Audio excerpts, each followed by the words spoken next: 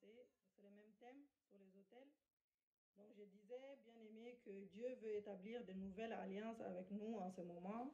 C'est pourquoi il nous invite à ériger des hôtels. Il veut visiter des individus. Il veut nous visiter ce matin. Il veut visiter nos églises, nos familles respectives dans le nom de Jésus-Christ de Nazareth. Alléluia. Donc voilà pour le salut de la nation. Donc on veut la guérison. Dites avec moi, je veux la guérison ce matin. Je veux la guérison, je veux la restauration, la délivrance.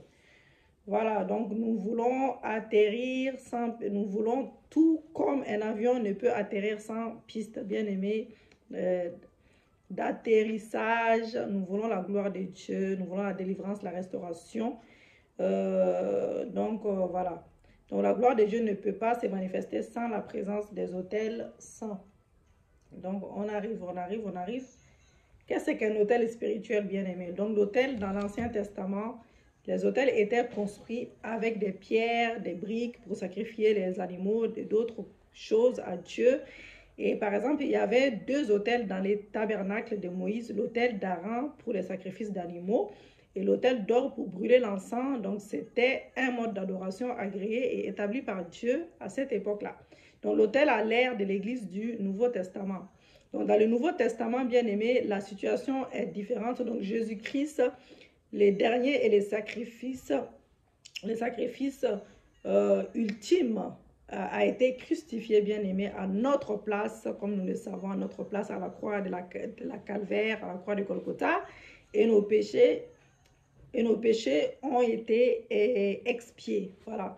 Donc, Hébreux 9, verset 12, il est entré une fois pour toutes dans les lieux très saints, non avec les sangs des boucs et des veaux, mais avec son propre sang. Alléluia. Ayant obtenu une rédemption éternelle. Donc, nous allons prendre note de l'expression une fois pour toutes dans ces versets-là. Cela implique, bien aimé, que le temps des sacrifices d'animaux est révolu. Voilà, est révolu. Donc, c'est donc à tort qu'un chrétien dans le Nouveau Testament se retrouve à bâtir un autel de pierre ou de briques pour offrir des sacrifices de quelque nature que ce soit. Aujourd'hui, il y a des croyants qui se baladent avec des pierres bâtissant des autels pour Dieu. Donc, certains érigent des autels de pierre, ils vont de temps à autre verser. Donc, l'huile d'onction, ça c'est, voilà. Donc, voilà, ils mettent comme vous voulez. Donc, voilà, donc c'est de l'idolâtrie, voilà, en quelque sorte, je pense. Hein. Donc, faites attention à ces pratiques religieuses et qui détournent votre foi en Jésus-Christ pour placer sur des objets. Donc, l'autel, c'est votre cœur. Donc, tout croyant du Nouveau Testament est le temple de Dieu qui porte son autel. Et 1 Corinthiens 3, verset 16, cet autel, c'est le cœur, le feu qui est descendu sur les 120 disciples le jour de la Pentecôte, confirme ces faits et pose également une fondation pour l'adoration dans le Nouveau Testament. Donc, un autel, en effet, symbolise, bien aimé, la sainteté et représente la présence de Dieu. Donc, c'est un lieu supérieur où des services non ternis, sans tâche irréprochable, sont offerts au Dieu Tout-Puissant de tout cœur. Donc, tout enfant de Dieu est censé être un autel mobile consacré qui offre continuellement des sacrifices à Dieu. Donc, par lui, offrons sans cesse à Dieu un sacrifice de louange, c'est-à-dire les fruits des lèvres qui confessent son nom. Hébreux 13, verset 15. Alléluia. Donc, ceci implique, bien aimé, qu'il y a un autel spirituel partout où vous trouvez un enfant de Dieu consacré. Donc, il est très important que vous sachiez, je suis en train d'aller vite pour qu'on puisse mettre le plus de choses possible dans cette vidéo-là. On est à la deuxième déjà, la même journée. Excusez-moi si je vais vite. Donc, il est très important que vous sachiez que c'est là pour ne pas être distrait. Donc, Satan voudrait que vous ratiez la relation profonde que vous êtes appelé à développer avec Dieu pour vous focaliser sur des objets. Donc, un autel est un lieu consacré à la prière. Un autel est tout simplement un lieu de rencontre entre Dieu et l'homme. Un autel personnel ou familial est un lieu prévu ou à mi-part pour adorer Dieu. Un lieu de communion avec Dieu, c'est un lieu où on élève des louanges et des prières à Dieu. Donc, alléluia, merci Seigneur, merci Jésus. Merci Papa. Merci Yahweh, merci Jésus pour la connaissance que tu nous donnes ce matin dans le nom de Jésus-Christ de Nazareth. Alléluia, merci. Nous allons sauter les exemples. Alléluia, merci Seigneur, merci Jésus, merci Yahweh, merci Papa. Donc il y a deux choses que je voudrais vous dire. Donc tout d'abord, il y a une expérience de ciel ouvert là où un croyant où des croyants fidèles passent des temps à prier. Il devient plus facile aux autres d'avoir accès à la présence de Dieu lorsqu'ils sont à ces lieux-là. Un exemple biblique, c'est le cas de Jacob à Bethel. Ce dernier a expérimenté un ciel ouvert à ce lieu parce que c'est là qu'Abraham avait érigé un autel à Dieu auparavant, Genèse 28, versets 10 à 15. Donc, c'est ce qui va se passer lorsque nous allons élever des autels dans notre nation. Donc, voilà. Donc, alléluia, merci Seigneur, merci Jésus. Donc, Dieu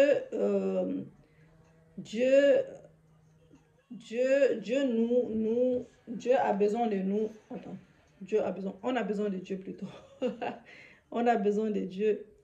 Dieu aussi a besoin de nous, oui. Dieu a besoin de nous pour l'avancement de l'œuvre, mais nous devons montrer de plus en plus notre attachement à notre Dieu. La deuxième chose, c'est le transfert de la gloire de Dieu, donc l'onction.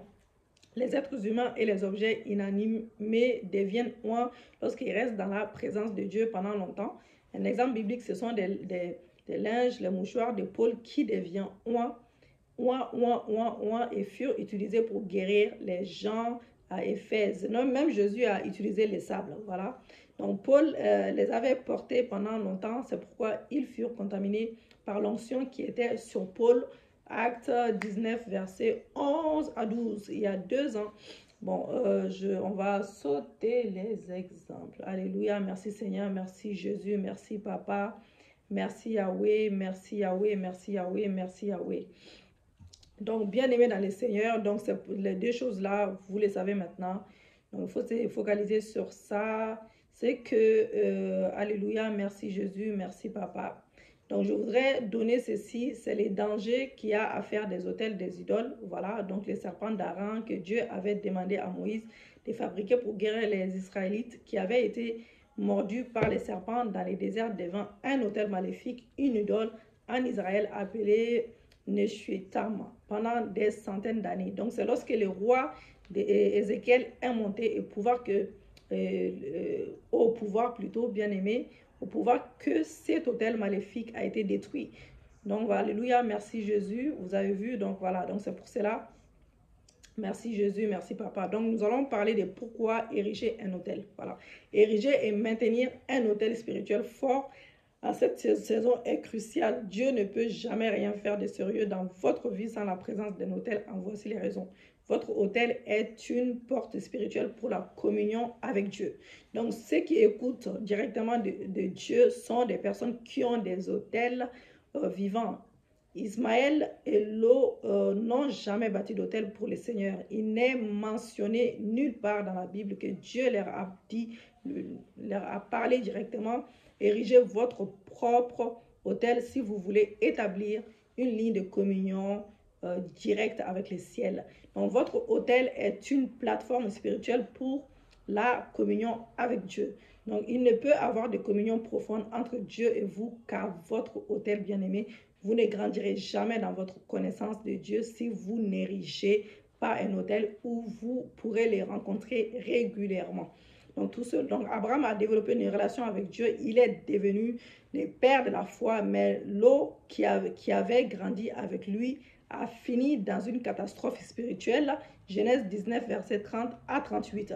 Donc, la différence entre ces deux-là était les autels. Donc, enfin, votre vrai niveau spirituel est qui vous êtes devant Dieu et non qui vous êtes devant les gens. Donc, votre autel est un lieu pour établir les alliances fortes avec votre Dieu. Donc, Dieu instruit de ces alliances ceux qui l'aiment afin de les équiper pour faire des grands exploits. C'est dans les lieux secrets de votre autel qu'il les fait. L'amitié de l'Éternel est pour ceux qui les craignent et son alliance leur donne instruction. Le psaume 25, verset 14. Abraham a appris à offrir des sacrifices coûteux, bien aimés à Dieu, sur son autel. Ce qui a provoqué les bénédictions générationnelles dans sa lignée. Lot, qui n'avait pas d'autel et qui n'avait offert aucun sacrifice à Dieu, a perdu tous ses biens, ainsi que sa femme à Sodome. Donc, Dieu cherche à vous rencontrer à votre autel chaque fois qu'il a un secret à vous révéler qui va vous propulser au niveau supérieur. Donc, votre autel est un lieu où vous répondez aux attaques spirituelles, bien aimés. Les batailles spirituelles avec les sorciers, sorcières et occultistes sont des batailles d'autel. Balaam a érigé cet autel maléfique pour lancer des attaques mortelles contre Israël. Nombre 23, verset 1 à 3. Donc, il a échoué malgré ses nombreuses tentatives parce que l'autel d'Israël était à jour. L'autel d'Israël était à jour. Alléluia. L'autel supérieur remporte toujours. Voici sa confession. Dans Nombre 23, verset 21 à 23. Dieu n'aperçoit point d'iniquité en Jacob, il ne voit point d'injustice en Israël. L'Éternel, son Dieu, est avec lui. Il est son roi, l'objet de son allégresse. L'enchantement ne peut rien contre Jacob, ni la divination contre Israël. Alléluia. Donc, vous ne pouvez pas remporter des batailles spirituelles avec un autel brisé ou mort. Rassurez-vous, bien-aimés, que votre autel est toujours intact, un autel vivant avec une plateforme pour la domination spirituelle, où que vous le voulez, où que vous voulez, vous trouvez. Voilà. Donc, votre autel a une porte pour la restauration divine. Il ne peut pas avoir de délivrance et de restauration sans qu'un autel ne soit bâti. Élie avait compris ces principes. La première chose qu'il avait faite sur le mont Carmel n'était pas de prier, mais de réparer l'autel brisé. Donc, cela était un acte de repentance d'une nation qui s'était donnée à l'adoration des Baals et de consécration nouvelle, l'autorité de Dieu, contrairement aux prophètes de Baal qui avaient prié pendant des heures sans réponse. La courte prière d'Élie a fait descendre le feu, et tomber la pluie. 1 roi 18, verset 36 à 42. Votre problème, ce ne sont pas les autels maléfiques. Votre premier problème, ce n'est pas qu'il y a un autel maléfique qui parle contre vous dans votre famille, communauté ou nation. C'est l'absence d'un autel vivant. Élie a élevé un autel et a assujetti des centaines de prophètes démoniaques. L'adoration des Baals en Israël a été achevée et sa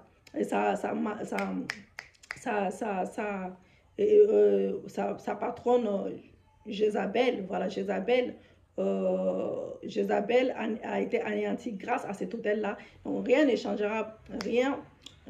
changera, bien aimé, dans votre vie si vous passez votre temps à envoyer le feu et les tonnerres contre les autels maléfiques et vous n'avez rien derrière. C'est comme quand tu fais des fausses promesses à Dieu, c'est la même chose. Donc bâtissez votre autel, établissez-vous et bâtissez votre autel. Donc rassurez-vous que vous offriez dessus des sacrifices appropriés chaque jour. Nous parlons de ces sujets plus en détail ultérieurement, au fur et à mesure. Donc, c'est là les secrets de la délivrance et de la restauration, bien-aimés. Arrêtez votre activisme religieux, courir d'un lieu de prière à un autre, au moins 10 ou 20 par jour. Établissez-vous quelque part et bâtissez votre autel. Apprenez les voies de Dieu et tout ira bien pour vous. Donc, Dieu rencontre les gens et traite avec eux à leur autel. Si vous n'avez pas d'autel, alors vous êtes hors de son programme, bien-aimé. Érigez votre autel. La classification des autels, votre autel personnel. Nous pouvons également l'appeler votre moment de dévotion personnelle. C'est un moment, bien-aimé, spécifique que vous mettez de côté pour Dieu, pour les rencontrer seul à seul. Pendant ces moments, vous cherchez sa face par l'adoration, les louanges, les actions de grâce et toutes sortes de prières. C'est mieux les matins lorsqu'il y a moins de chances que vous soyez perturbé par quelqu'un. Vous devez également ériger un autel à votre lieu de service. Donc voilà, donc, ou même à partir de minuit, c'est très bien. Donc l'autel familial, donc c'est un endroit où les membres d'une famille se réunissent pour communier, voilà, excusez-moi, partager, louer aussi, l'adorer et prier Dieu. Donc, fixer un temps spécifique pour cette rencontre-là. Donc, l'autel de l'église. L'église elle-même est un autel. Elle sert de lieu commun bien-aimé d'adoration pour les chrétiens ou individus qui se ressemblent pour déverser leur cœur à Dieu. Hébreux 10, verset 25. Faites de votre église une vraie maison de prière. Marc 11, verset 17. L'autel commun. Donc, c'est les rassemblements des individus de différentes dénominations ou églises pour prier, adorer et louer Dieu. Nous avons besoin de tels hôtels dans nos communautés, cités et villes, afin de renverser les esprits territoriaux qui manipulent les vies spirituelles, politiques, sociales, économiques de notre peuple. Donc, la condition pour bâtir un hôtel personnel est être véritablement sauvé. Vous devez être né de nouveau, bien-aimé, nouveau pour entrer en communion avec Dieu. Jean 3, verset 3. Même une personne née de nouveau ne peut communier avec Dieu que sur la base de la sainteté. Alléluia, que sur la base de la sainteté. Les psaumes 24, verset 3 à 4. Je ne vais pas tout citer. Donc, avoir une passion ou une soif pour la présence de Dieu. Donc, c'est la soif de Dieu, bien-aimé, qui vous attire constamment dans sa présence pour la communion. Le psaume 42, verset 1 à 2. Avoir la foi, donc vous avez besoin de la foi pour ériger un autel. Or, sans la foi, il est impossible de lui être agréable, car il faut que celui qui s'approche de Dieu croit que Dieu existe et qu'il est le rémunérateur de ceux qui les cherchent. Hébreux 11, verset 6. Alléluia, merci Seigneur, merci Jésus. Donc, vous devez faire un programme, vous devez mettre de côté un temps spécifique pour rencontrer Dieu chaque jour de votre vie. Les apôtres avaient 1 heure de prière. Acte 3, verset 1, vous pouvez passer une parole de votre pause en communion aussi, ça se dit, avec Dieu, à votre hôtel, dans votre bureau ou lieu de causerie avec les gens ou de suffire, peu importe. Donc, préparez un lieu d'adoration, bien-aimé. Donc, créez un lieu de prière dans votre maison où vous pouvez toujours aller rencontrer Dieu. Donc, les croyants ignorants construisent des grandes maisons luxueuses sans savoir, sans même prévoir un lieu de prière et il ne devait pas en être ainsi. Donc, créez un temps de prière et un lieu de prière partout où vous allez. Donc, fixez vos limites également. Il y a 4 temples dans lesquels Dieu voudrait habiter, bien-aimé. Votre corps est le temple du Saint-Esprit. Votre maison où vous vivez est un temple de Dieu en miniature. Donc, votre église locale ou peu importe l'église est un temple de la maison de Dieu. Votre lieu de service, votre bureau, boutique, atelier, les véhicules que vous conduisez, etc. est un lieu. Voilà, donc chacun de ces lieux doit être bien aimé, purifié de toute souillure et être entièrement consacré à Dieu. Votre corps, maison, église, lieu de service doivent avoir les autels vivants. Cela vous garantira que votre vie entière, bien aimée, est couverte de la gloire de Dieu. Alléluia. Et voilà. Donc, après avoir purifié et consacré votre corps, maison, église, bureau, il y a des limites que vous devez fixer. Ces limites vont constituer une ligne rouge, voilà, contre les mauvais esprits. Par exemple, il n'est permis à personne de fumer, de regarder des films pornographiques, regarder des films violents, boire de l'alcool ou maudire les enfants chez moi. Voilà, donc je ne peux permettre à un membre de famille d'amener bien-aimé chez moi un homme ou une femme avec qui il n'est pas marié, de commettre par exemple la fornication, l'adultère sous mon toit. Voilà, ça, quand tu fais ça, c'est que tu ramènes un hôtel chez toi. Tu ramènes un hôtel chez toi. Donc voilà, donc les visiteurs, personne, voilà, c'est même peu importe la personne, que ce soit ta famille ou pas. Donc, c'est ce que Dieu, c'est de quoi, voilà. Donc, conformément à la parole de Dieu, il y a des choses que vous devez vous engager à ne pas pratiquer, voilà. Ni tolérer chez vous, voilà. À l'église ou dans votre bureau ou votre maison. Donc, je considère que vous ne prenez pas au sérieux l'érection des hôtels, à moins que vous ne commencez à fixer des limites. Si vous faites le contraire de ce que je vous dis, érigez des hôtels saints réside dans la sacrification et la sainteté. Donc, point d'action. Donc, planifiez de bâtir un hôtel personnel si vous n'en avez pas. Fixez un but à court terme de bâtir un hôtel familial si vous n'en avez pas encore. Et la prière de la foi sauvera les malades et le Seigneur les relèvera. Jacques 5, verset 15. La prière est sans aucun doute la clé bien-aimée principale qui provoque les interventions divines hors de commun. Les genres de prières qui produisent des percées surnaturelles, c'est la prière de la foi. Toute prière qui n'est pas faite avec la foi est fausse. Donc, la prière sans foi sont impuissantes. Donc, caractéristique des prières sans la foi, elles sont remplies de plaintes. Voilà. Les gens qui font les prières sans la foi passent le temps à se plaindre de leur sort. Se plaindre veut dire expérimenter son mécontentement au sujet de quelque chose. Les enfants d'Israël ont été pris au piège de l'esprit des plaintes dans les déserts. Ils passaient le temps de se plaindre de Moïse au lieu de prier que Dieu résolve leurs problèmes. La Bible dit, le peuple murmura, et cela déplut aux oreilles de l'Éternel. Nombre 11, verset 1. Et Paul nous avertit au sujet des plaintes. Ne murmurez point comme murmure quelqu'un d'eux qui périr par l'extermination. 1 Corinthiens 10, verset 10. Alléluia, merci Seigneur. Mais nous devons prier les yeux focalisés sur Dieu et non sur les difficultés. Donc, elles sont remplies d'accusations. Donc, les gens qui font des prières sans foi passent leur temps à accuser les diables, Dieu ou quelqu'un d'autre pour leurs problèmes au lieu de se focaliser sur Dieu pour la solution. Excusez-moi, pour la solution, les disciples ont commencé à... Excusez-moi. À accuser Jésus, j'ai la gorge qui dérange, au lieu de demander l'intervention divine. Donc, Marc 4, verset 38.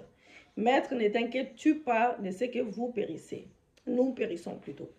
Donc voilà, dans Marc 4, verset 38. Donc certaines personnes sont très en colère contre Dieu. Accusez-vous Dieu que pour une quelconque raison, vous devez lui pardonner avant de commencer à prier. Donc elles ne sont pas focalisées. Donc donc voilà, donc ces personnes-là, donc voilà, il faut pas se plaindre, voilà, il faut prier avec foi, tout simplement. Donc, certaines personnes prient avec leurs lèvres et leur cœur n'y sont pas. Voici de ce que la Bible dit ici, dans Jacques 1, verset 6 à 8. Mais il faut qu'ils demandent avec foi, sans douter, car celui qui doute est semblable à une vague de la mer que les vents soulèvent, etc., etc. Vous lirez les restes chez vous.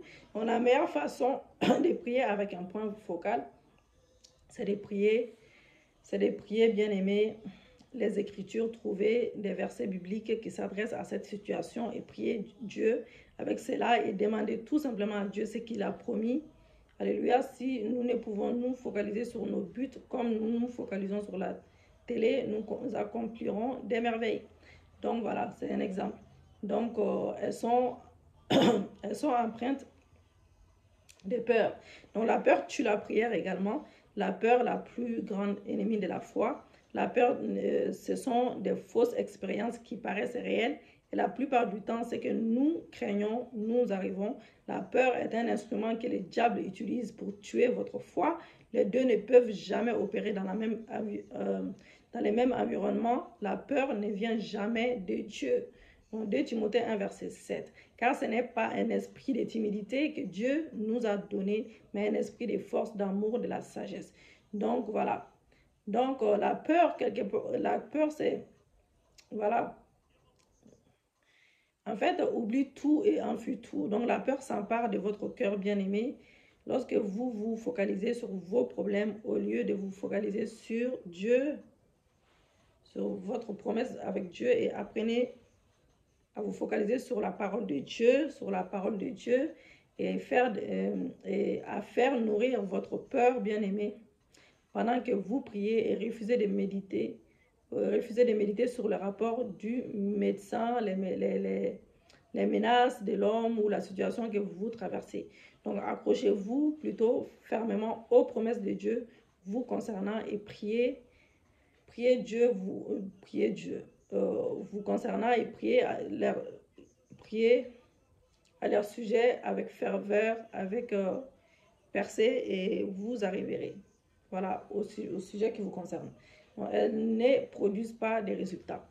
Donc, nos prières produisent des résultats si tout est bien mis en place. Lorsque quelqu'un dit « j'ai prié pendant tellement d'années, mais rien ne s'est passé », c'est un manque de foi. Donc, un homme ou une femme de foi dirait « j'ai prié pendant plusieurs années, mais maintenant, et j'attends toujours que Dieu fasse quelque chose. » Donc, la foi doit premièrement naître dans votre cœur avant que les miracles ne se réalisent. Si votre prière n'a pas engendré la foi dans votre cœur, bien-aimé, au sujet de votre cas, alors priez davantage les Écritures.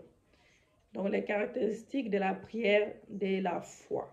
Donc, la prière de conscience de votre statut de fils, la fondation de la prière de foi, c'est notre statut de fils en Christ. Car plutôt vous êtes tous fils de Dieu par la foi en Jésus-Christ. Galates 3, verset 26.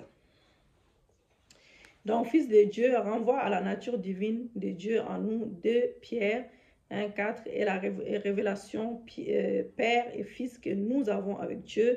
Dieu ne va pas fermer ses oreilles à nos prières parce qu'il se soucie de nous comme un père se soucie pour ses enfants. Donc, une personne qui prie avec foi vient courageusement devant les trônes de grâce pour recevoir la miséricorde ainsi que les bénédictions qui lui sont attribuées au travers de la mort de Jésus-Christ. Hébreux 4, verset 16. Votre pensée doit être saturée de cette vérité. Donc, vous êtes un enfant de Dieu. Vous avez la nature divine de Dieu en vous. Dieu vous aime. Vous êtes un signe et un prodige.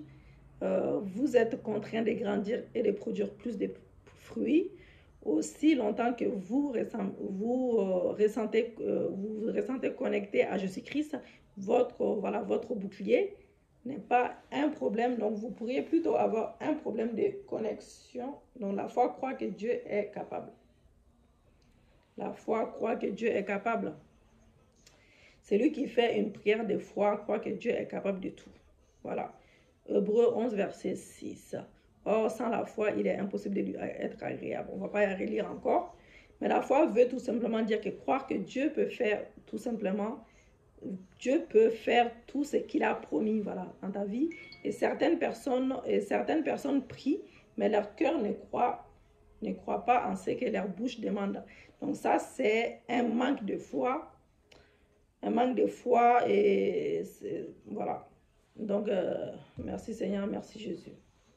Donc, Satan va essayer de vous mettre la pression pour que vous cessiez de faire confiance à Dieu et que vous perdiez la récompense à laquelle cette confiance-là était attachée. Donc, ne cédez pas à ces pensées négatives. Donc, apprenez à booster votre foi en lisant des témoignages des autres dans la Bible et dans d'autres livres. Alléluia. Et même, pas forcément dans la Bible, des témoignages de tous les jours. Donc, la foi voit la réponse avant de prier. La Bible dit, or, la foi est impossible de lui être sans la foi. Or, sans la foi,